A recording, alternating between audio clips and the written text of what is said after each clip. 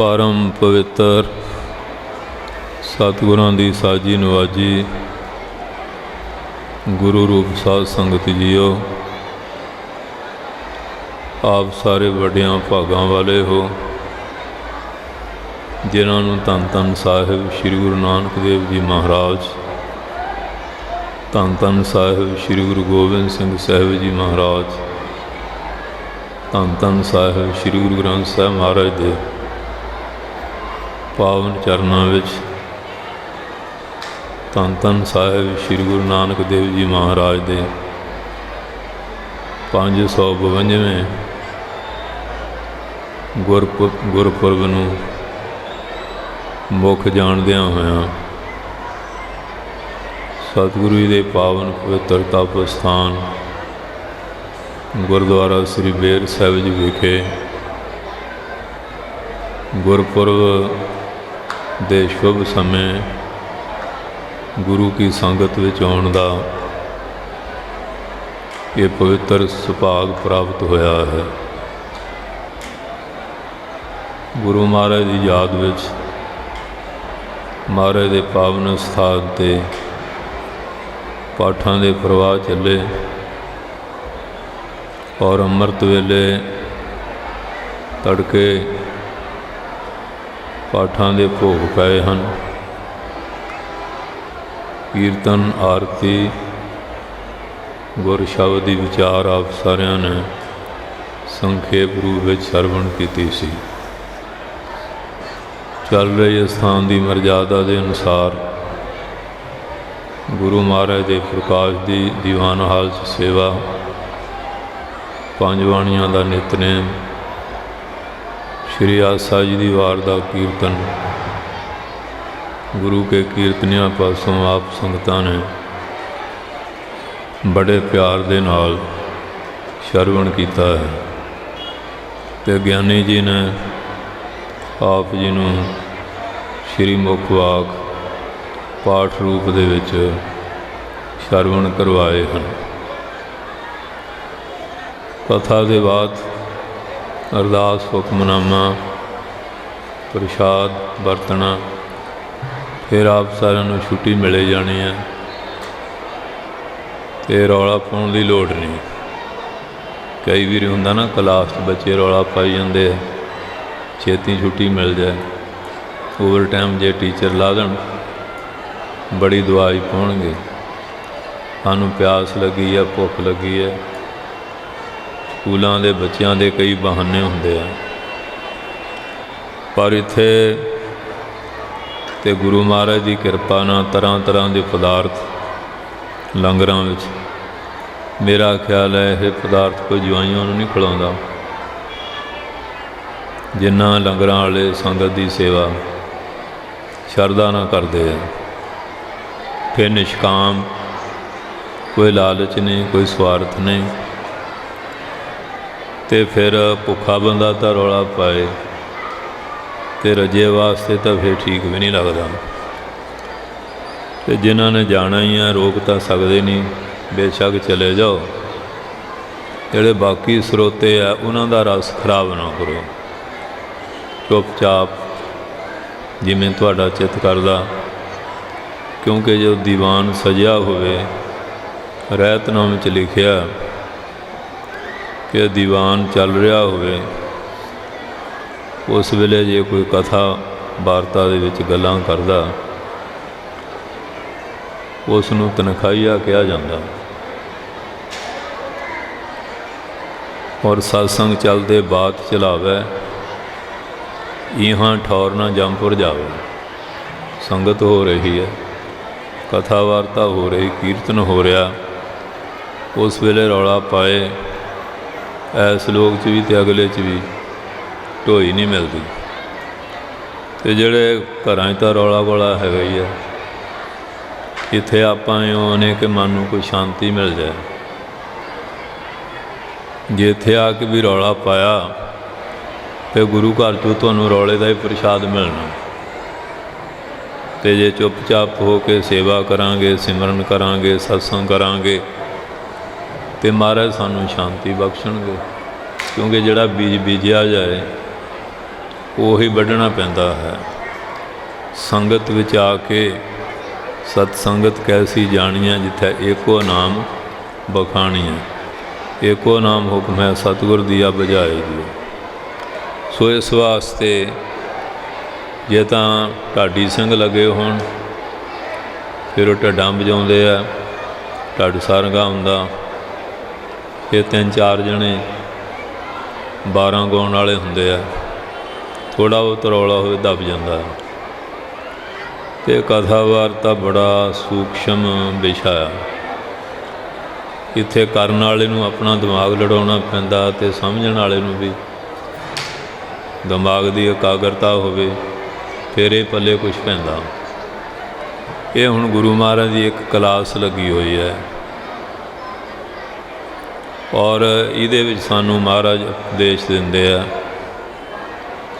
ਕਿ ਇਹਨਾਂ ਉਪਦੇਸ਼ਾਂ 'ਤੇ ਆਪਾਂ ਚੱਲਣਾ ਅਤੇ ਆਪਣੇ ਜੀਵਨ ਨੂੰ ਸਫਲ ਬਣਾਉਣਾ। ਘਰ ਜਾ ਕੇ ਵੀ ਦੱਸਣਾ ਵੀ ਉੱਥੇ ਰੌਲਾ ਪਾ ਕੇ ਆਏ ਸੀ ਜਾਂ ਭੂਪੜੇ ਅੜਾ ਕੇ ਆਏ ਸੀ, ਕਿ ਜਾਂ ਉੱਥੇ ਨਾਮ ਬਾਣੀ ਸੇਵਾ ਕਰਕੇ ਆਏ ਹਾਂ।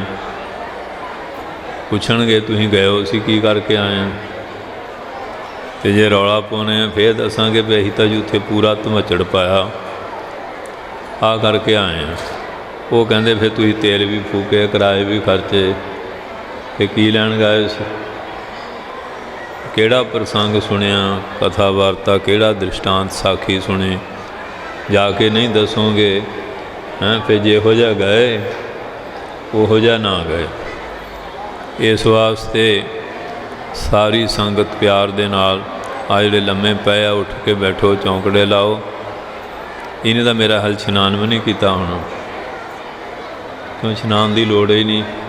ਹੁਣ ਠੰਡ ਜਿਉਂ ਆ ਗਈ, 5 ਇਸ਼ਨਾਨਾਂ ਮਹਾਂ ਗਿਆਨਾਂ, ਨਿਤ ਨਹਾਉਣ ਦਲਿਦਰੀ, 6 ਮਹੀਨੇ ਕੋਈ ਸਾਲ ਪਿਛੋਂ ਹੋ ਦੇਵੇ। ਕਈਆਂ ਨੂੰ ਹੁਣ ਇਹ ਕਰ ਲੈਣਾ ਵਿਸ਼ਾਲ ਆ, ਇਹ ਲੋੜ ਨਹੀਂ ਹੈ। ਪਰ ਮਹਾਰਾਜ ਦੇ ਘਰ ਵਿੱਚ ਕਰ ਇਸ਼ਨਾਨ, ਸਿਮਰ ਪ੍ਰਭ ਆਪਣਾ, ਮਨ ਤਨ ਭਏ ਅਰੋਗਾ। ਗੁਰ ਸਤਿਗੁਰ ਕਾ ਜੋ ਸੇਖਾ ਖਾਏ, ਸੋ ਭਲ ਕੇ ਉਠ ਹਰਿ ਨਾਮ ਧਿਆਵੈ। ਉਦਮ ਕਰੈ ਭਲ ਕੇ ਪ੍ਰਭਾਤੀ, ਇਸ਼ਨਾਨ ਕਰੈ ਅੰਮ੍ਰਿਤ ਸਰ ਨਾਵੈ। ਗੁਰੂ ਘਰ ਵਿੱਚ ਇਸ਼ਨਾਨ ਪਹਿਲਾਂ। ਬਹੁਤੇ ਮਤ ਮਤਾਂਤਰ ਹੈ, ਕਹਿੰਦੇ ਨਹਾਉਣ ਦੀ ਕੀ ਲੋੜ ਹੈ, ਤੁਸੀਂ ਨਾਮ ਜਪੋ, ਮਨ ਸ਼ੁੱਧ ਚਾਹੀਦਾ। ਪਰ ਗੁਰੂ ਨਾਨਕ ਸਾਹਿਬ ਦੇ ਘਰ 'ਚ ਸ੍ਰੀ ਦਰਬਾਰ ਸਾਹਿਬ ਦੇਖ ਲਓ, ਅੰਮ੍ਰਿਤ ਸਰੋਵਰ ਵਿੱਚ ਹਰਿਮੰਦਰ ਸਾਹਿਬ ਬਣਾਇਆ। ਮਹਾਰਾਜ ਵੀ ਬੜੇ ਸਿਆਣੇ ਸੀ, ਇਹ ਨਹੀਂ ਕਈਆਂ ਨੂੰ ਉਵੇਂ ਤਾਂ ਨਹਾਉਣਾ ਨਹੀਂ, ਉਹ ਬਹਾਨੇ ਨਾਲ ਨਹਾਉਣਗੇ, ਬਹਾਨੇ ਨਾਲ ਇਸ਼ਨਾਨ ਕਰਨਗੇ। ਅਤੇ ਨਾਲ ਮਹਾਰਾਜ ਨੇ ਵਰ ਦੇ ਦਿੱਤੇ ਆ, ਰਾਮਦਾਸ ਸਰੋਵਰ ਨਹਾਤੇ ਸਭ ਉਤਰੇ ਪਾਪ ਕਮਾਤੇ। ਵੀ ਇਉਂ ਨਹਾਉਣਗੇ, ਉਵੇਂ ਨਹੀਂ ਨਹਾਉਣਾ, ਨਹੀਂ ਤੁਹਾਡੀਆਂ ਬਿਮਾਰੀਆਂ ਹਟਣਗੀਆਂ। ਅਤੇ ਬਿਮਾਰ ਆਦਮੀ ਨੂੰ ਜਿਵੇਂ ਲਾ ਦੀ ਉਹ ਮੰਨ ਵੀ ਲੈਂਦਾ।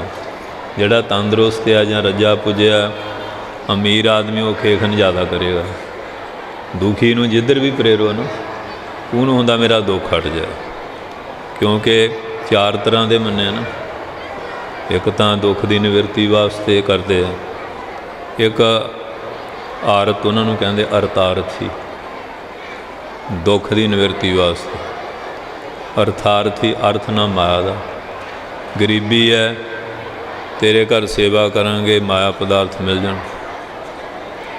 ਤੀਸਰਾ ਜਿਗਿਆਸੂ ਹੈ, ਜਿਨ੍ਹਾਂ ਦੇ ਮਨ 'ਚ ਰੱਬ ਦੇ ਮਿਲਾਪ ਦੀ ਇੱਛਾ ਹੈ, ਜਿਹੜੇ ਪਰਮਾਤਮਾ ਤੋਂ ਵਿਛੜੇ ਆ ਉਹਦਾ ਮਿਲਾਪ ਹੋ ਜਾਏ। ਚੌਥੇ ਗਿਆਨੀ ਆ, ਜਿਹੜੇ ਮਿਲ ਚੁੱਕੇ ਆ, ਅਭੇਦ ਸਰੂਪ ਆ ਬਾਬਾ ਬੁੱਢਾ ਵਰਗੇ ਬ੍ਰਹਮ ਗਿਆਨੀ। ਸੋ ਇਸ ਵਾਸਤੇ ਨਾ ਕਰਨ ਵਾਲਿਆਂ ਨੂੰ ਉਹ ਦੋਏ ਦੁੱਖ ਦੀ ਨਿਵਰਤੀ ਲਈ ਕਰਦੇ, ਚਾਹੇ ਮਾਇਆ ਲਈ। ਜਿਹੜੇ ਕਰਦੇ ਹੀ ਨਹੀਂ ਉਹਨਾਂ ਨੂੰ ਤਾਂ ਚੰਗੇ ਹੀ ਆ ਨਾ, ਲੱਗੇ ਹੋਏ ਆ। ਸੋ ਇਸ ਵਾਸਤੇ ਬੜੀ ਸ਼ਰਧਾ ਭਗਤੀ ਦੇ ਨਾਲ ਹੁਣ ਘੰਟੇ 1.5 ਘੰਟੇ ਨੂੰ ਤੁਹਾਨੂੰ ਛੁੱਟੀ ਮਿਲੇ ਜਾਣੀ ਆ, ਫਿਰ ਰੌਲਾ ਕਾਹਲੇ ਪਾਉਣਾ। ਬਾਕੀ ਇਹ ਵੀ ਹੈ ਨਹੀਂ ਵੀ ਕੋਈ ਐਦਖਾਨੇ 'ਚ ਕੋਈ ਆਪਾਂ ਨੂੰ ਤਾੜਿਆ ਆ। ਮਹਾਰਾਜ ਦਾ ਘਰ ਤਾਂ 4 ਚੁਫੇਰੇ ਖੁੱਲ੍ਹਾ ਹੀ ਹੈ। ਕਬੀਰ ਜਿਹ ਦਰ ਆਵਤ ਜਾਤਿਓ ਹਟ ਗਿਆ ਨਾ ਹੀ ਕੋਏ, ਸੋ ਦਰ ਕੈਸਾ ਛੋੜੀਏ ਜੋ ਦਰ ਐਸਾ ਹੋਏ। कोई रोक टोक तो है नहीं, सुतंत्र है। पर उस सुतंत्रता का, आज़ादी का नजायज़ फायदा नहीं लेना चाहिए। जे महाराज ने कृपा की है तो महाराज की बख्शिश लैण वास्ते एकाग्र चित करके बाणी सरवण करनी चाहिए है। आओ हुण प्यार नाल मन बिरती की एकाग्रता लई रसना की पवित्रता वास्ते गज वज के बोलो सतनाम श्री वाहिगुरू।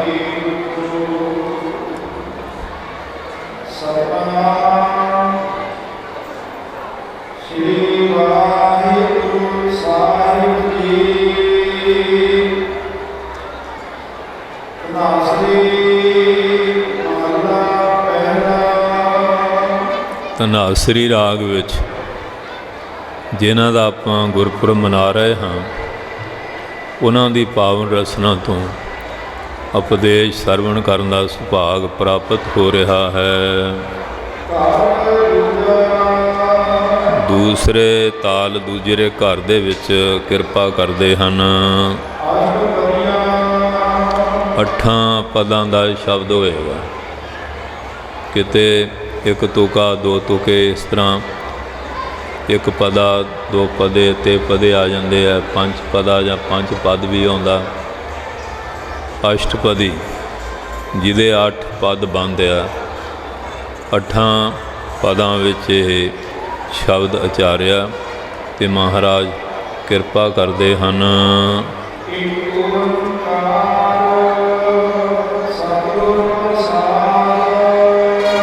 मूल सिंचन न्याय रीति का वस्तु निर्देश मंगलाचरण करते हैं।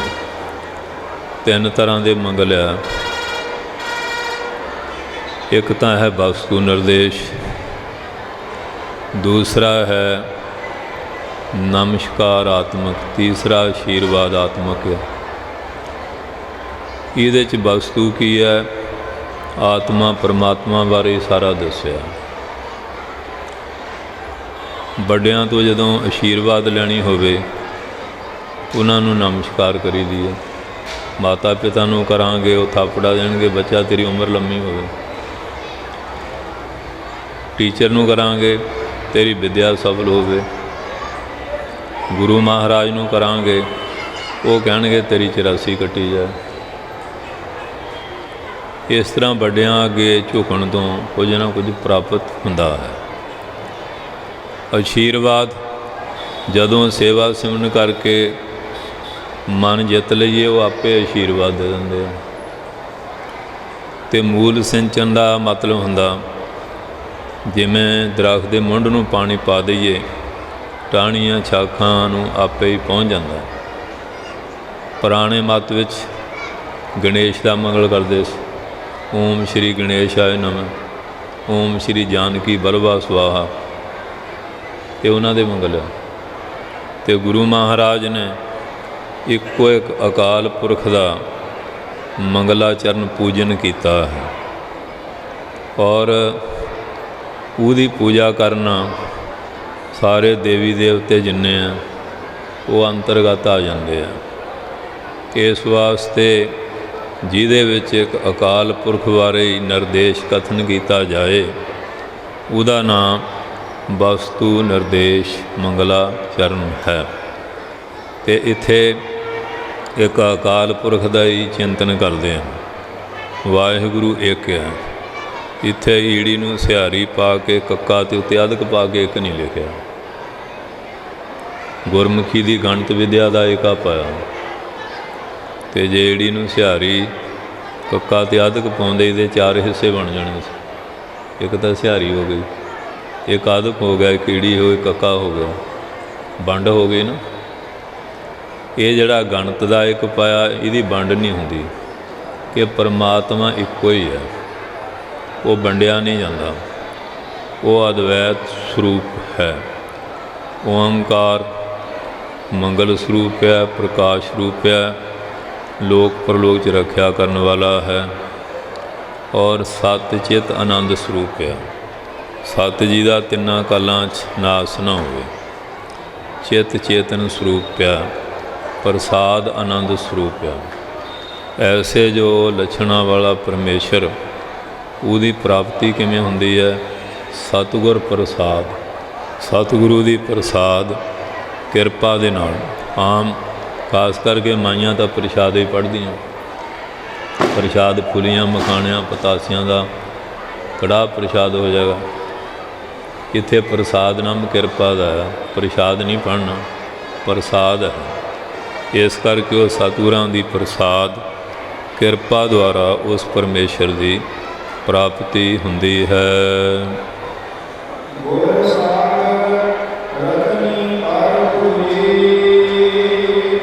ਗੁਰੂ ਦਾ ਸਾਗਰ ਕਿਹੜਾ? ਇਹ ਗੁਰੂ ਗ੍ਰੰਥ ਸਾਹਿਬ ਗੁਰੂ ਦਾ ਸਾਗਰ ਹੈ, ਗੁਰਬਾਣੀ। ਇਹ ਗਿਆਨ ਬਰਾਗ ਵਿਵੇਕ ਸਤ ਸੰਤੋਖ ਦਇਆ ਧਰਮ ਧੀਰਜ ਕਰਨਾ ਮੈਤਰੀ ਮੋਤਾ ਅਪੇਖਿਆ, ਇਹਨਾਂ ਮਣੀਆਂ ਹੀਰੇ ਜਵਾਹਰਤਾਂ ਨਾਲ ਭਰਪੂਰੇ ਸ਼ੁਭ ਗੁਣਾਂ ਦੇ ਨਾਲ ਆਤਮਾ ਗਿਆਨ ਦੇ ਨਾਲ ਲਵਾ ਲਵ ਭਰਿਆ ਹੋਇਆ ਹੈ।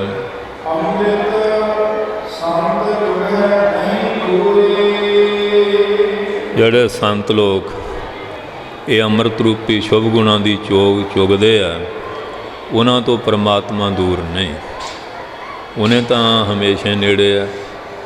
ਭਗਤ ਨਾਮਦੇਵ ਨੂੰ ਪੁੱਛਿਆ ਸੀ, ਰੱਬ ਨੇੜੇ ਆ ਕਿ ਦੂਰ ਆ? ਕੋਈ ਬੋਲਿਆ ਨਿਰਭਾ, ਕੋਈ ਬੋਲਿਆ ਦੂਰ। ਭਗਤ ਜੀ ਕਹਿੰਦੇ ਉਹਨਾਂ ਦਾ ਕਥਨ ਕਰਨਾ ਇਉਂ ਝੂਠਾ ਹੈ ਜਿਵੇਂ ਕੋਈ ਕਹੇ ਜਲ ਕੀ ਮਛਲੀ ਚਰੈ ਖਜੂਰ, ਕਿ ਪਾਣੀ 'ਚ ਰਹਿਣ ਵਾਲੀ ਮੱਛੀ ਖਜੂਰ 'ਤੇ ਚੜ੍ਹ ਗਈ, ਇਹ ਗਾਪਿਆ ਨਾ। ਜਿਹੜਾ ਉਹ ਕਹਿੰਦੇ ਨੇੜੇ ਆ ਜਾਂ ਦੂਰ ਆ, ਉਹਨਾਂ ਦੋਹਾਂ ਦਾ ਕਹਿਣਾ ਗਾਪਿਆ, ਸਹੀ ਨਹੀਂ। ਅਤੇ ਮਾਰਾ ਆਪ ਨਿਰਣਾ ਕਰੋ, ਕਹਿੰਦੇ ਨਿਜ ਆਤਮਾ ਰਹਾ ਭਰਪੂਰ। ਉਹ ਤਾਂ ਸਾਖੀ ਚੇਤਨ ਆਪਣੀ ਆਤਮਾ ਕਰਕੇ ਵਿਆਪਕ ਸਰੂਪ ਕਰਕੇ ਸਾਰੀਆਂ ਜਗ੍ਹਾ 'ਚ ਭਰਪੂਰ ਵਿਆਪਕ ਹੋ ਰਿਹਾ ਹੈ।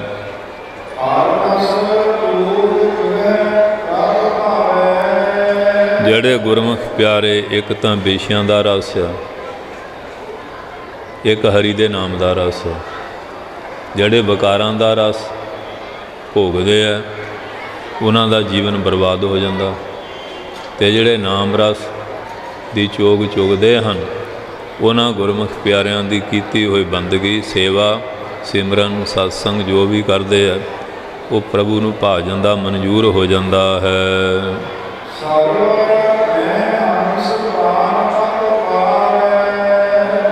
ਜਿਹੜਾ ਸਰਵਰ ਮਾਨ ਸਰੋਵਰ ਆ, ਜਿਹੜੇ ਹੰਸ ਆ, ਉਹਨਾਂ ਦਾ ਪ੍ਰਾਣ ਮਾਨ ਸਰੋਵਰ ਆ, ਕਿਉਂਕਿ ਹੰਸਾਂ ਹੀਰਾ ਮੋਤੀ ਚੁਗਣਾ ਬਗ ਡੱਡਾਂ ਭਾਲਣ ਜਾਵਾ। ਇਸ ਤਰ੍ਹਾਂ ਜਿਹੜੇ ਗੁਰਮੁਖ ਪਿਆਰੇ ਹਨ, ਹੰਸਾਂ ਦੀ ਨਿਆਈ, ਜਿਵੇਂ ਭਾਈ ਪਾਰੋ ਜੀ ਨੂੰ ਪਰਮਹੰਸ ਦੀ ਪਦਵੀ ਦਿੱਤੀ ਸੀ, ਉਹ ਗੁਰੂ ਕੀ ਸੰਗਤ ਵਿੱਚ ਪ੍ਰਾਣਾਂ ਦਾ ਪਤੀ ਜੋ ਪਰਮੇਸ਼ਰ ਹੈ, ਸਤਸੰਗ ਕਰਕੇ ਨਾਮ ਅਭਿਆਸ ਕਰਕੇ ਉਸ ਨੂੰ ਪ੍ਰਾਪਤ ਕਰ ਲੈਂਦੇ ਹਨ।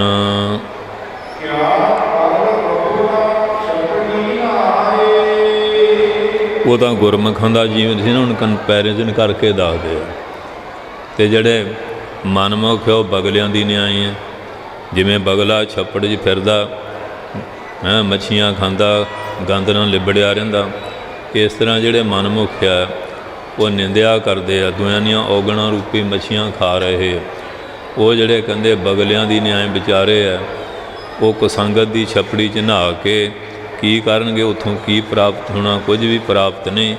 ਜਿਹੜੇ ਮਾੜੇ ਮੋਟੇ ਪੁੰਨ ਨੇਕ ਕਰਮ ਹੁੰਦੇ ਆ, ਕੁਸੰਗਤ ਜਾਣ ਨਾਲ ਉਹ ਵੀ ਖਤਮ ਹੋ ਜਾਂਦੇ ਹਨ।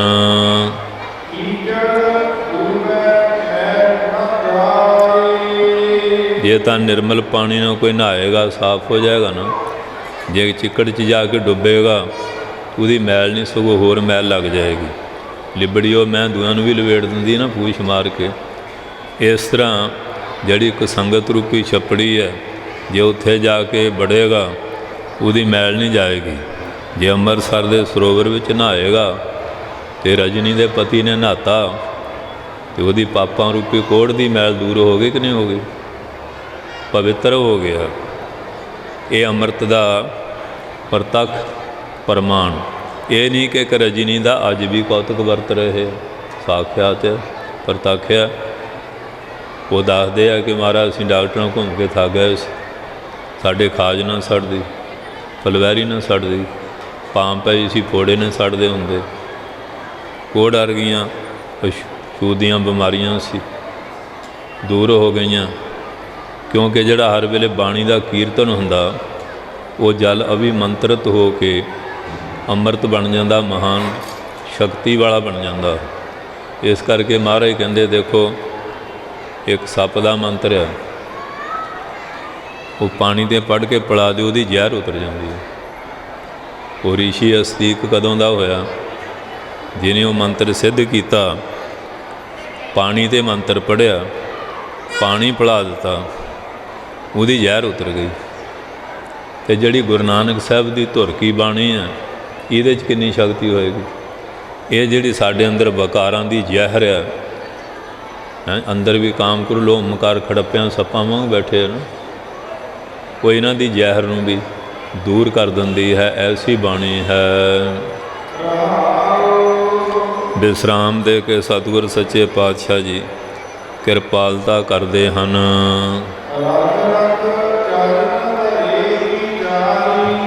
ਜਿਹੜੇ ਮਨਮੁਖਿਆਂ ਨੂੰ ਤਾਗੜ ਦੁਗੜੇ ਤੁਰੇ ਫਿਰਦੇ ਆ, ਜਿੱਦਣ ਮਰਜੀ, ਕੋਈ ਪੁੱਛਣ ਦੱਸਣ ਵਾਲਾ ਹੈ ਨਹੀਂ। ਜਿਹੜੇ ਮਹਾਂਪੁਰਖ ਗੁਰਮੁਖ ਪਿਆਰੇ ਆ, ਉਹ ਵਿਚਾਰ ਨਾ ਰੱਖ ਕੇ ਚਰਨ ਰੱਖਦੇ ਆ, ਕੋਈ ਜੀਵ ਜੰਤੂ ਦੀ ਹੱਤਿਆ ਨਾ ਹੋਵੇ ਜਾਂ ਕੁਮਾਰਗ ਵੱਲ ਸਾਡਾ ਪੈਰ ਨਾ ਜਾਏ। ਕਬੀਰ ਸਾਹਿਬ ਕਹਿੰਦੇ ਜਬ ਕਿਸ ਜਾਣਿਓ ਨਹੀਂ ਤਬ ਸੁਖ ਨੀਂਦ ਬਿਹਾਏ, ਅਬ ਜੋ ਬੂਝਾ ਬੂਝਣਾ ਪੂਰੀ ਪਰੀ ਬੁਲਾਏ। ਕਹਿੰਦੇ ਜਦੋਂ ਅਸੀਂ ਕੁਝ ਨਹੀਂ ਜਾਣਦੇ ਹੁੰਦੇ ਸੀ ਨਾ, ਪੁੱਠੇ ਸਿੱਧੇ ਹੋਈ ਜਾਂਦੇ ਸੀ। ਕਹਿੰਦੇ ਜਿੱਦਣ ਦਾ ਸਵਾਮੀ ਰਾਮਾਨੰਦ ਦੀ ਸੰਗਤ ਕਰਕੇ ਗਿਆਨ ਹੋ ਗਿਆ, ਪੂਰੀ ਬਲਾ ਹਲ ਪੈ ਗਈ ਵੀ ਪੈਰ ਪੈਰ 'ਤੇ ਸੋਚ ਕੇ ਚੱਲਣਾ ਪੈਂਦਾ ਵੀ ਗਲਤ ਪਾਸੇ ਨਾ ਚੱਲ ਜਾਈਏ। ਕਿਉਂਕਿ ਮਨਮੁਖ ਜਾਊਗਾ ਕਹਿਣਾ ਇਹ ਤਾਂ ਹੈ ਇਹੋ ਜਿਹਾ ਕਲਛਣ, ਅਤੇ ਚੰਗਾ ਬੰਦਾ ਜਾਏ ਉਹਦੀ ਚਰਚਾ ਉਸਲੇ ਸ਼ੁਰੂ ਹੋ ਜਾਂਦੀ ਹੈ। ਇਹ ਸਿਆਣਾ ਬਿਆਣਾ ਸੀ, ਕੀ ਕਰਨ ਲੱਗ ਪਿਆ। ਇਸ ਕਰਕੇ ਕਹਿੰਦੇ ਜਿਹੜੇ ਮਹਾਂਪੁਰਖ ਆ ਨਾ, ਰੱਖ ਕੇ ਮਨ ਬੁੱਧੀ ਰੂਪੀ ਜਿਹੜੇ ਕਦਮ ਆ, ਉਹ ਬੜੀ ਵਿਚਾਰਨਾ ਰੱਖ ਕੇ ਵਿਚਾਰਨਾ ਚੱਲਦੇ ਹਨ।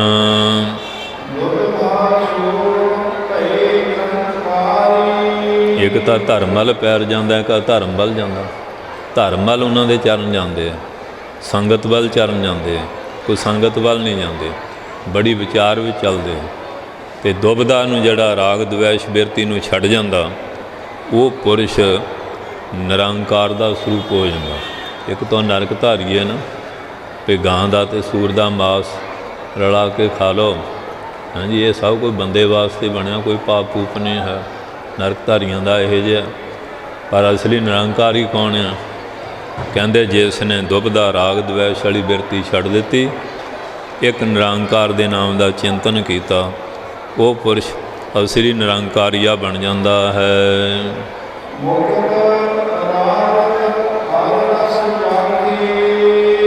ਹਾਂ, ਇੱਕ ਤਾਂ ਧਰਮ ਅਰਥ ਕਾਮ ਮੋਖ ਚਾਰ ਪਦਾਰਥ ਇਹ ਹੈ। ਇੱਕ ਜਨਮ ਪਦਾਰਥ, ਨਾਮ ਪਦਾਰਥ, ਗਿਆਨ ਪਦਾਰਥ, ਮੁਕਤ ਪਦਾਰਥ।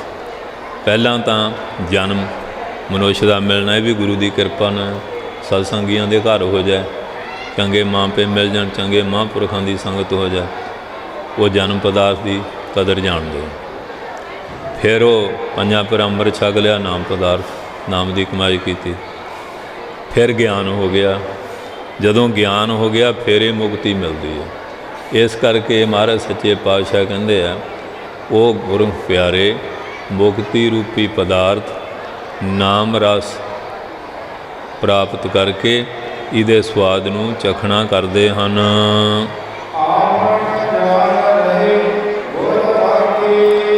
ਗੁਰੂ ਨੇ ਕਿਰਪਾ ਕਰਕੇ ਉਹਨਾਂ ਦੀ ਲੋਕਪੁਰ ਵਿੱਚ ਰੱਖਿਆ ਕੀਤੀ।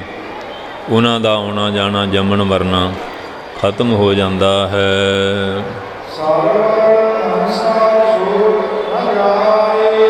ਜਿਹੜੇ ਹੰਸ ਆ ਉਹ ਕਦੀ ਵੀ ਮਾਨ ਸਰੋਵਰ ਨੂੰ ਛੱਡ ਕੇ ਜਾਂਦੇ ਨਹੀਂ। ਇੱਕ ਵਾਰੀ ਕਹਿੰਦੇ ਉਹ ਕਾਂ ਦਾ ਅਤੇ ਹੰਸ ਦਾ ਮਿਲਾਪ ਹੋ ਗਿਆ। ਕਾਂ ਕਹਿੰਦਾ ਮੈਂ ਤੇਰੇ ਨਾਲ ਮਿੱਤਰਤਾ ਕਰਨੀ ਹੈ।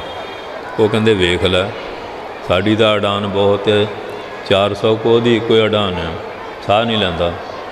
ਕਿੱਡੀ ਵੱਡੀ ਤਾਕਤ ਹੰਸ ਵਿੱਚ। ਕਾਂ ਹੁਣ ਤੁਹਾਨੂੰ ਪਤਾ ਜਿੱਥੇ ਗੰਦ ਦੇਖਿਆ ਬਹਿ ਜਾਣ। ਪ੍ਰੇਮ ਪਾ ਲਿਆ ਅਤੇ ਕਹਿੰਦਾ ਮੈਂ ਥੱਕ ਗਿਆ।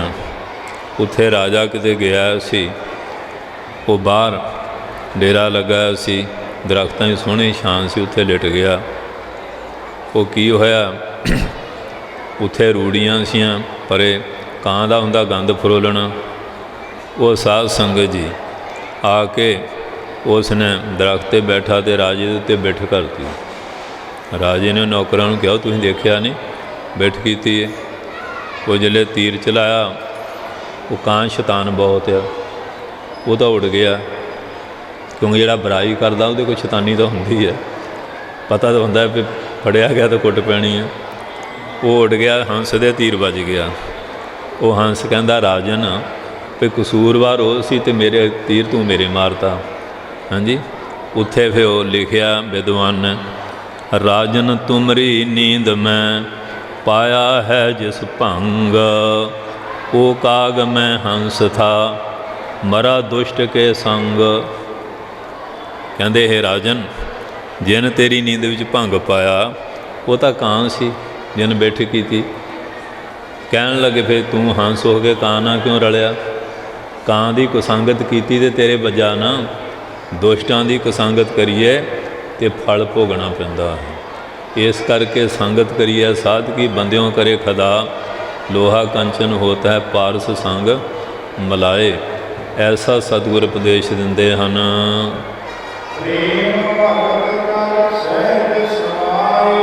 ਜਿਨ੍ਹਾਂ ਮਨ 'ਚ ਪ੍ਰੇਮਾ ਭਗਤੀ ਧਾਰ ਲਈ, ਉਹ ਸਹਿਜ ਵਿਚਾਰ ਗਿਆਨ ਨੂੰ ਪ੍ਰਾਪਤ ਕਰਕੇ ਸੋਤੇ ਸਿੱਧ ਹੀ ਉਸ ਮਾਲਕ ਦੀ ਬੰਦਗੀ ਕਰਕੇ ਉਹਦੇ ਵਿੱਚ ਸਮਾ ਜਾਂਦੇ, ਅਭੇਦ ਹੋ ਜਾਂਦੇ ਹਨ।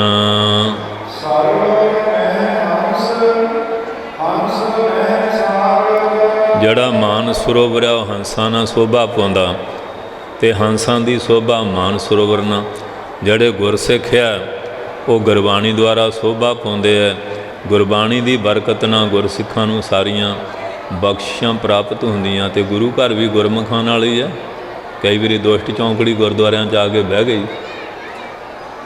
ਗੁਰਦੁਆਰੇ ਆਜ਼ਾਦ ਕਰਾਉਣ ਲਈ ਥੋੜ੍ਹੀਆਂ ਸਿੰਘਾਂ ਨੂੰ ਸ਼ਹੀਦੀਆਂ ਦੇਣੀਆਂ ਪਈਆਂ, ਕਿਉਂਕਿ ਗੁਰਦੁਆਰਿਆਂ ਦੀ ਵਡਿਆਈ ਵੀ ਗੁਰਮੁਖਾਂ ਨਾਲ ਹੈ। ਜੇ ਦੁਸ਼ਟ ਚੌਂਕੜੀ ਬਹਿ ਜਾਏ, ਹੈ ਮੱਸਾ ਰੰਗੜ ਹੋ ਕੇ ਪੀਂਦਾ ਸੀ, ਸਿੰਘ ਬਰਦਾਸ਼ਤ ਕਰਦੇ ਆ, ਫਿਰ ਚਾਟਾ ਛਕਾਇਆ, ਉਹਦੇ ਕਰਮਾਂ ਦਾ ਫਲ ਭੁਗਤਾਇਆ।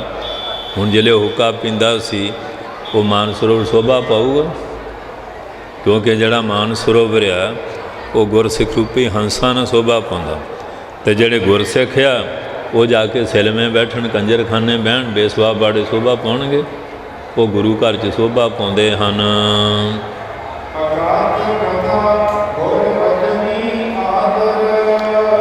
ਉਹ ਅਕਥਨੀ ਹੈ, ਜਿਹੜੀ ਕਥਾ ਕਥਨ ਕਰਕੇ ਦੱਸੀ ਨਾ ਜਾਏ ਪਰਮਾਤਮਾ ਦੀ, ਉਸ ਕਥਾ ਨਾਲ ਪਿਆਰ ਪਾਉਂਦੇ ਆ।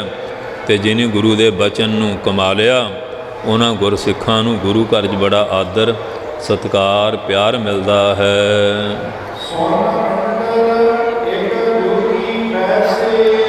ਜਿਹੜੇ ਯੋਗੀ ਜਿਨ੍ਹਾਂ ਨੇ ਆਪਣੀ ਸੁਰਤੀ ਬਿਰਤੀ ਮਾਲਕ ਨਾਲ ਜੋੜ ਲਈ, ਉਹ ਸੁਨ ਮੰਡਲ ਜਿਹੜੀ ਅਫੋਰਾ ਅਵਸਥਾ ਹੈ ਉਹਦੇ ਜਾ ਕੇ ਬਹਿ ਜਾਂਦੇ ਹਨ। ਕੋਈ ਫੁਰਨਾ ਹੀ ਨਹੀਂ ਰਹਿੰਦਾ। ਹਾਂਜੀ, ਕਹਿੰਦੇ ਅੰਤਰ ਸੁਨੰ ਬਾਹਰ ਸੁਨੰ ਤਿਰਭਵਨ ਸੁਨਮ ਸੁਨੰ, ਚੌਥਾ ਸੁਨਿਆ ਜੋ ਨਰ ਜਾਣੈ ਤਿਸ ਕੋ ਪਾਪ ਨ ਪੁੰਨੰ। ਇਸ ਅਵਸਥਾ ਸੁਨ ਨਾਮ ਆ, ਅਫੋਰਾ ਅਵਸਥਾ ਨੂੰ ਪ੍ਰਾਪਤ ਕਰ ਲੈਂਦੇ ਹਨ।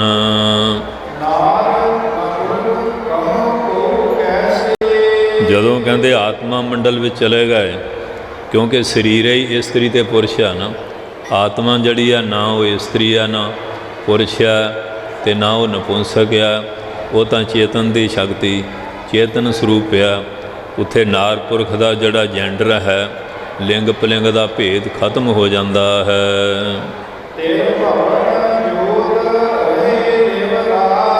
ਉਹ ਗੁਰਮੁਖ ਪਿਆਰੇ ਤਿੰਨਾਂ ਭਵਨਾਂ ਦਾ ਜਿਹੜਾ ਮਾਲਕ ਅਕਾਲ ਪੁਰਖ ਪਰਮੇਸ਼ਰ ਆ, ਉਹਦੇ ਚਰਨਾਂ ਨਾਲ ਸ਼ਬਦ ਦੁਆਰਾ ਆਪਣੀ ਸੁਰਤੀ ਬਿਰਤੀ ਲਾ ਕੇ ਇਕਾਗਰ ਮਨ ਹੋ ਕੇ ਆਪਣੀ ਸਮਾਧੀ ਦਾ ਆਨੰਦ ਲੈਣਾ ਕਰਦੇ ਹਨ।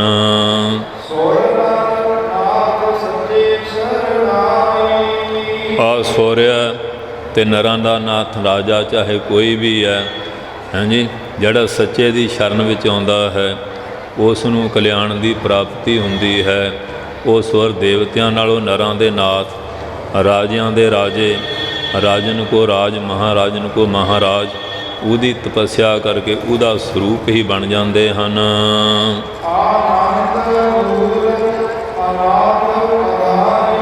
ਉਹ ਪਰਮੇਸ਼ਰ ਆਨੰਦ ਦਾ ਮੂਲ ਮੁੱਢ ਹੈ, ਅਨਾਥਾਂ ਦਾ ਆਧਾਰ ਆਸਰਾ ਰੂਪ ਹੈ।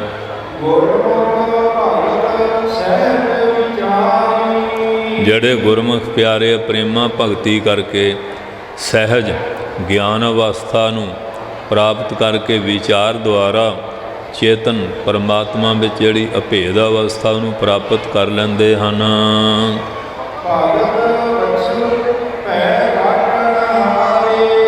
ਉਹਨਾਂ ਸੰਤਾਂ ਭਗਤਾਂ 'ਤੇ ਪਹਿਲੀ ਗੱਲ ਤਾਂ ਕਸ਼ਟ ਆਉਂਦਾ ਨਹੀਂ ਜੇ ਆ ਜਾਏ। ਜਿਵੇਂ ਨੰਨੇ ਬੱਚੇ ਦਾ ਫਿਕਰ ਪੂਰਾ ਮਾਂ ਪਿਓ ਨੂੰ ਹੁੰਦਾ ਨਾ, ਉਹ ਭਗਤ ਆਪਣਾ ਆਪ ਨੂੰ ਸਮਰਪਿਤ ਕਰ ਦਿੰਦੇ ਆ। ਇਸ ਕਰਕੇ ਉਹ ਭਗਤਾਂ ਦਾ ਵਤਸਲ ਹੈ, ਉਹਨਾਂ ਦੇ ਭੈ ਨੂੰ ਉਹ ਆਪ ਹੀ ਕੱਟਣ ਵਾਲਾ ਹੈ।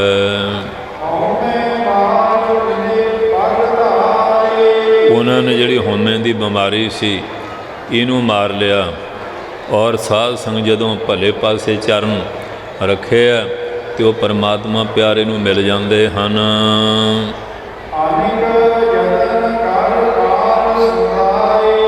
ਭਾਵੇਂ ਮੌਤ ਤੋਂ ਬਚਣ ਵਾਸਤੇ ਅਨੇਕਾਂ ਤਰ੍ਹਾਂ ਦੇ ਯਤਨ ਕਰ ਲੈ। ਕਹਿੰਦੇ ਉਹ ਬਿਆਸ ਦਾ ਲੜਕਾ ਸੀ, ਪਤਾ ਲੱਗਾ ਮਰ ਜਾਣਾ ਵੀ ਮੇਰੀ ਸੇਵਾ ਬੜੀ ਕਰਦਾ, ਵੀ ਆਪਾਂ ਚਲੋ ਬਿਦ ਮਾਤਾ ਕੋ ਚਲਦੇ ਹਾਂ। ਉਹ ਕਹਿੰਦੀ ਮੇਰੇ ਨਹੀਂ ਸ਼ਿਵ ਜੀ ਆ, ਸ਼ਿਵ ਜੀ ਕੋ ਗਏ। ਉਹ ਕਹਿੰਦੇ ਵੀ ਵਿਸ਼ਨੂੰ ਰੋਟੀ ਦਿੰਦਾ ਤਾਂ ਹੀ ਜਿੰਦਾ ਨਾ, ਉੱਥੇ ਬ੍ਰਹਮਾ ਪੈਦਾ ਕਰਦਾ। ਉਹ ਜਿਹੜੇ ਸਾਰੇ ਇਕੱਠੇ ਹੋ ਗਏ ਤੂੰ ਮਰ ਗਿਆ। ਕਹਿੰਦੇ ਮੈਂ ਤਾਂ ਆਇਆ ਸੀ ਉਮਰ ਵਧਾਉਣ।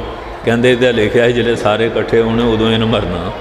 ਇਸ ਕਰਕੇ ਮੌਤ ਤੋਂ ਬਚਣ ਵਾਸਤੇ ਕਈਆਂ ਨੇ ਬੜੇ ਹੀਲੇ ਆਪਾਂ ਬੜੇ ਬੜੇ ਵਰ ਵੀ ਲੈ ਗਏ, ਨਾ ਦਿਨ ਮਰਾਂ ਨਾ ਰਾਤ ਮਰਾਂ, ਕਈ ਕੁਛ ਕੀਤਾ।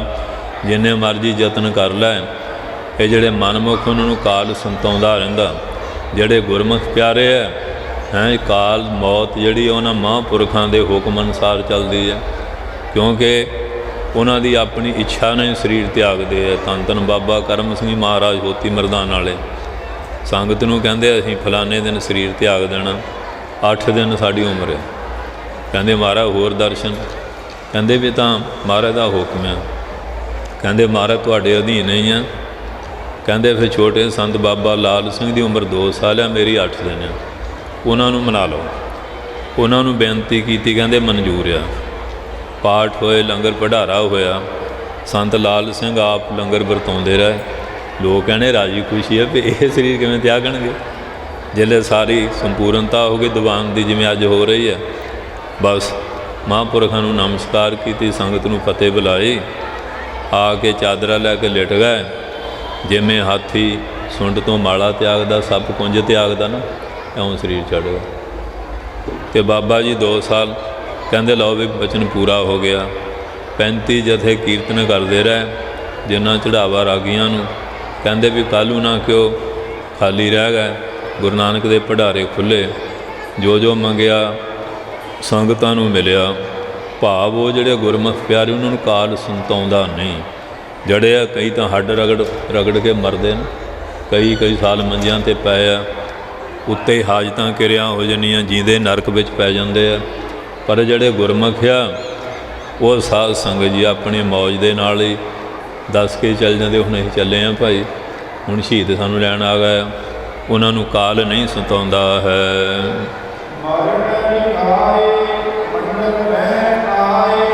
ਜਦੋਂ ਮਾਤਲੋਕ ਰੂਪੀ ਮੰਡਲ ਵਿੱਚ ਆਏ, ਇਹ ਜੀਵ ਮਰਨਾ ਲਿਖਾ ਕੇ ਆਇਆ। ਮੋਰ ਮੋਰ ਸੁਤ ਅਧਿਕ ਲਾਡ ਧਰ, ਪੇਖਤ ਹੀ ਜਮ ਰਾਓ ਹੱਸੈ। ਮਾਂ ਕਹਿੰਦੀ ਮੇਰਾ ਪੁੱਤ ਮੇਰਾ ਪੁੱਤ। ਉਹ ਜਮਰਾਜ ਕਹਿੰਦਾ ਤੇਰਾ ਕਦੋਂ ਦਾ? ਜਦੋਂ ਜੰਮ ਪਿਆ ਇਹਦੀ ਤਾਂ ਉਮਰ ਘਟਣੀ ਸ਼ੁਰੂ ਹੋ ਗਈ ਹੈ। ਆਪਾਂ ਕਹਿੰਦੇ ਵੱਡਾ ਹੋ ਰਿਹਾ, ਉਹਦੀ ਉਮਰ ਘਟਣ ਲੱਗ ਪੈਂਦੀ ਹੈ। ਸਤਿ ਸ੍ਰੀ ਅਕਾਲ। ਅਤੇ ਜਦੋਂ ਜਨਮ ਹੋਇਆ ਅਤੇ ਗੁਰਦੁਆਰੇ ਪ੍ਰਸ਼ਾਦ ਗ੍ਰੰਥੀ ਨੂੰ ਕਹਿਣਗੇ ਬੱਚੇ ਦੀ ਉਮਰ ਲੰਮੀ ਹੋਵੇ। ਉਦੋਂ ਹੀ ਡਰ ਪੈ ਗਿਆ, ਜਿਹੜਾ ਅਰਦਾਸ ਕਰਾਉਣ ਲੱਗ ਪਏ ਬੱਚੇ ਨੇ ਮਰ ਜਾਣਾ। ਇਸ ਕਰਕੇ ਮਹਾਰਾਜ ਕਹਿੰਦੇ ਇਹ ਮੰਡਲ ਵਿੱਚ ਮਰਨਾ ਲਿਖਾ ਕੇ ਆਇਆ। ਜਿਹਨੂੰ ਤਾਂ ਮੌਤ ਚੇਤੇ ਰਹਿੰਦੀ, ਭਗਵਾਨ ਚੇਤੇ ਰਹਿੰਦਾ, ਉਹ ਤਾਂ ਜਿਵੇਂ ਬੱਚਾ ਸ਼ੁੱਧ ਜੰਮਿਆ ਸੀ, ਸ਼ੁੱਧ ਜੀਵਨ ਲੈ ਕੇ ਤੁਰ ਜਾਂਦਾ। ਤੇ ਜਿਹਨੂੰ ਮੌਤ ਪਰਮਾਤਮਾ ਭੁੱਲ ਜਾਂਦਾ ਉਹ ਆਪਣਾ ਜਨਮ ਵਿਗਾੜ ਲੈਂਦਾ ਹੈ। ਇਸ ਕਰਕੇ ਮਹਾਰਾਜ ਕਹਿੰਦੇ ਮਰਨ ਲਿਖਾਏ ਮੰਡਲ ਮੈਂ ਆਏ। ਇਹ ਮਰਨ ਦੇ ਦਿਨ ਲਿਖਾ ਕੇ ਮਾਤ ਮੰਡਲ ਇਸ ਸੰਸਾਰ ਵਿੱਚ ਆਉਂਦਾ ਹੈ।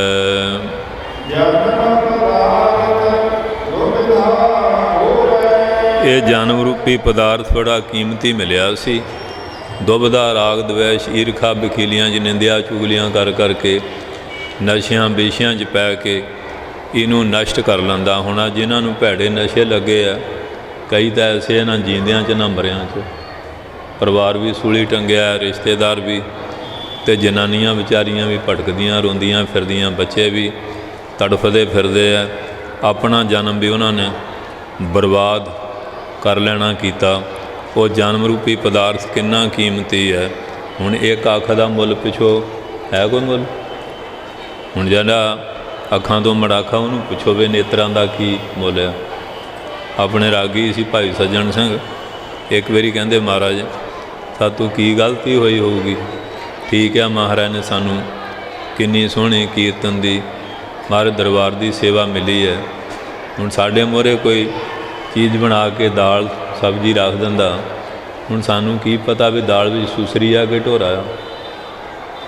ਅਤੇ ਜਿਹਦੇ ਨੇਤਰ ਆ ਉਹੀ ਦੇਖ ਕੇ ਦੱਸ ਸਕਦਾ ਲੈ ਵੀ ਇਹ ਚੀਜ਼ ਖਾਣ ਵਾਲੀ ਹੈਗੀ ਕਿ ਨਹੀਂ ਹੈਗੀ।